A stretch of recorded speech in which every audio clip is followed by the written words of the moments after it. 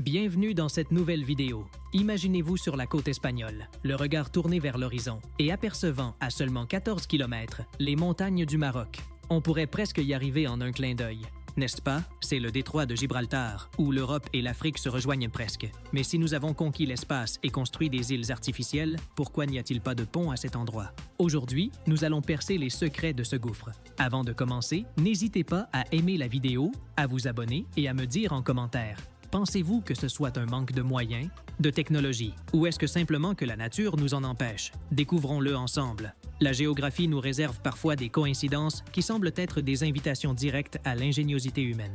Si l'on observe attentivement une carte du monde, on découvre un point où deux mondes se rejoignent presque, séparés seulement par une fine ligne bleue qui paraît insignifiante face à l'immensité des océans. Et il s'agit du détroit de Gibraltar, ce seuil mystique où la mer Méditerranée cède la place à l'océan Atlantique et où les côtes espagnoles et marocaines se font face dans une proximité presque provocante. Ce passage a été, depuis l'Antiquité, la limite du monde connu, les fameuses colonnes d'Hercule, une frontière qui, aujourd'hui, ressemble davantage à un caprice géographique qu'à un obstacle infranchissable. Seulement 14 km séparent Ponta de Oliveros, en Europe, de Ponta Cires, en Afrique. À titre de comparaison, certains ponts à travers le monde dépassent largement cette longueur, comme le grand pont de Danyang Kunshan en Chine, qui mesure 164 km.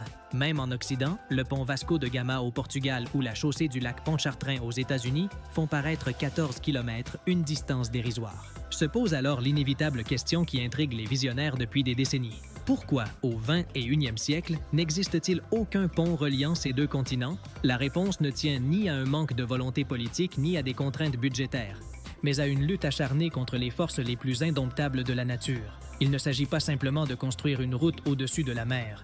Il s'agit de tenter de dompter un chaos de forces physiques convergent en un seul point. Pour saisir l'ampleur du problème, il faut regarder en dessous, bien au-delà de la surface bleue et calme que les touristes aperçoivent depuis le rocher de Gibraltar. Le premier obstacle majeur est ce que l'on pourrait appeler l'abîme sous-marin. Alors que la plupart des ponts maritimes sont construits dans des eaux relativement peu profondes ou sur des plateaux continentaux stables, le détroit de Gibraltar est une anomalie géologique, une profonde entaille dans la croûte terrestre. À son point le plus étroit, la profondeur atteint 300 mètres et dans d'autres zones avoisinantes, le fond marin plonge jusqu'à 900 mètres. La construction d'un pont traditionnel exige des piliers solides ancrés au fond marin. Or, enfoncer des structures de soutien à 300 mètres de profondeur, soit près de 3 fois la hauteur de la tour Eiffel sous l'eau, est une tâche quasi impossible avec les technologies actuelles. À ces profondeurs, l'obscurité est totale et les pressions sont colossales. La pression hydrostatique y est immense et le coût des matériaux et de la logistique nécessaires à l'érection de telles colonnes serait astronomique. De plus, le fond marin n'est pas constitué de sable mou. Il s'agit d'un terrain escarpé et rocheux, ce qui nécessiterait de concevoir des fondations capables de résister non seulement au poids du pont, mais aussi à la force destructrice d'un environnement sous-marin hostile. La stabilité d'une telle structure sous l'eau serait compromise par son propre poids avant même que la première voiture ne puisse la traverser.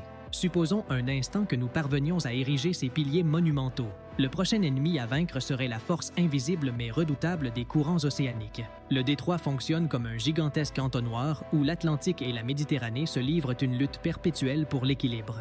En raison des différences de salinité et de température, les eaux circulent simultanément dans deux directions opposées.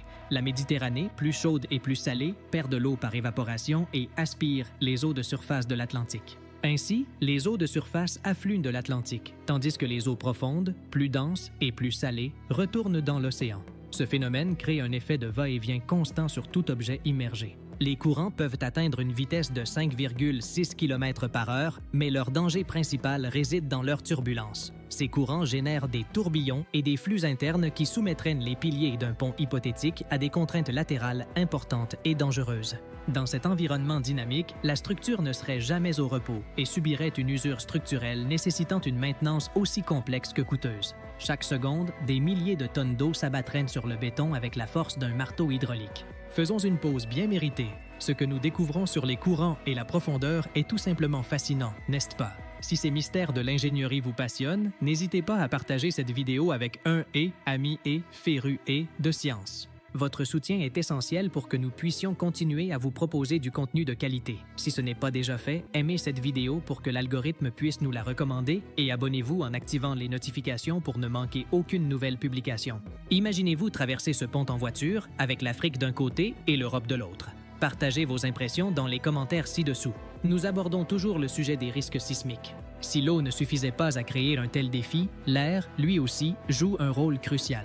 Le détroit de Gibraltar est l'un des couloirs de vent les plus puissants de la planète, un véritable tunnel à vent naturel où les pressions atmosphériques de l'Atlantique et de la Méditerranée s'entrechoquent sans relâche. Le célèbre Levante et son opposé, le Poniente, sont accélérés par l'orographie des montagnes environnantes, comme l'Atlas au Maroc et la Sierra Sur en Espagne, créant un effet Venturi. Ce phénomène génère des rafales qui, en hiver, peuvent facilement dépasser les 100 km/h avec une régularité étonnante. Un pont de 14 km de long serait une voile géante exposée à de telles tempêtes. Les ponts suspendus, qui seraient théoriquement la seule option pour franchir de telles distances entre piliers, sont extrêmement sensibles au vent.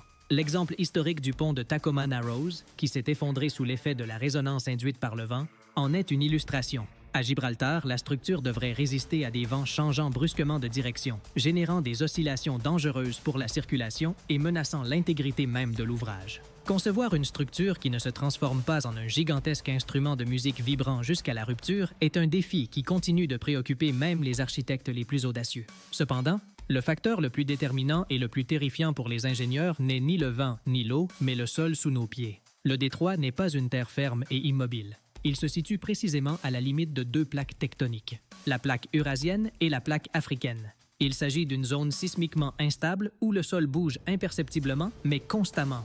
Les plaques entrent en collision et glissent l'une contre l'autre, accumulant une tension colossale qui se libère périodiquement sous forme de séisme.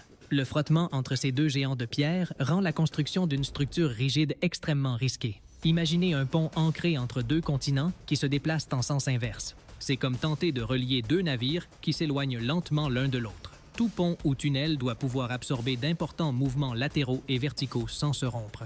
Bien que des techniques de construction parasismique existent dans des villes comme Tokyo et San Francisco, leur application à une infrastructure de cette envergure, soumise également à la pression hydrostatique de la mer et à des vents de force ouragan, porte la complexité technique à un niveau que la science préfère, pour l'instant, observer avec prudence. Il ne s'agit pas d'une simple secousse, mais du risque d'un événement majeur dans l'une des zones de faille les plus actives de la région. Face à l'impossibilité technique de construire un pont à piliers, d'autres solutions fascinantes, dignes d'un roman de Jules Verne, ont été envisagées. L'une d'elles est un pont flottant, une structure soutenue par d'immenses pontons ancrés au fond marin par des câbles à haute résistance. Si cette solution résoudrait le problème de la profondeur, elle exposerait le pont aux courants de surface et au trafic maritime, le détroit étant l'une des voies commerciales les plus fréquentées au monde, avec plus de 300 navires qui le traversent chaque jour. L'autre option majeure est un tunnel sous-marin, semblable au tunnel sous la Manche reliant la France et l'Angleterre. L'Espagne et le Maroc étudient cette possibilité depuis des décennies, mais un tunnel sous Gibraltar poserait des problèmes encore plus graves. Contrairement à la Manche, où la roche est de la craie tendre et facile à creuser, le fond marin de Gibraltar est un mélange chaotique d'argile et de roches dures. De plus, la profondeur nécessiterait de creuser à des niveaux où la pression et la température de la roche seraient extrêmes, jusqu'à 500 mètres sous le niveau de la mer pour éviter les canyons sous-marins. La faille tectonique constituerait une menace constante. Un tunnel qui se fissure à 500 mètres de profondeur n'offre que peu d'issues de secours. En conclusion, l'absence de liaison physique entre l'Europe et l'Afrique au niveau du détroit de Gibraltar nous rappelle que, malgré nos progrès et la conquête de la Lune, la nature impose toujours ses limites. C'est un rappel à l'humilité. La combinaison d'abîmes sous-marins apparemment sans fond, de courants bipolaires se disputant la domination, de vents d'une force ouragan balayant la surface et d'une géologie instable menaçant de tout ébranler, forment une barrière naturelle impénétrable. Pour l'instant, ces facteurs maintiennent les deux continents comme des voisins proches, presque des amants qui ne peuvent se saluer que par-dessus la mer. Peut-être qu'à l'avenir, grâce à la découverte de nouveaux matériaux comme le graphène ou les nanotubes de carbone, et à des techniques d'ingénierie qui relèvent aujourd'hui de la science-fiction, ce rêve de 14 km cessera d'être un abîme pour devenir un lien d'acier et de béton. Mais en attendant, le détroit restera l'indomptable gardien de ses frontières, nous rappelant qu'il existe des lieux où l'humanité n'est toujours pas autorisée à construire. Au final, la nature demeure la reine incontestée du détroit. 14 km de séparation peuvent paraître peu, mais ils représentent un rempart de vent, d'eau et de plaques tectoniques qui mettent à l'épreuve nos capacités actuelles. Merci de m'avoir accompagné dans l'exploration de ce coin du monde où la géographie nous pousse à l'extrême. Si vous avez apprécié ce contenu et qu'il vous a offert d'une nouvelle perspective, abonnez-vous, aimez et partagez la vidéo afin que notre communauté de curieux continue de s'agrandir. N'hésitez pas à commenter et à nous suggérer un autre mystère géographique ou une méga-construction impossible à explorer dans la prochaine vidéo. Je suis votre guide à la découverte de ces curiosités et je vous retrouve bientôt. À la prochaine!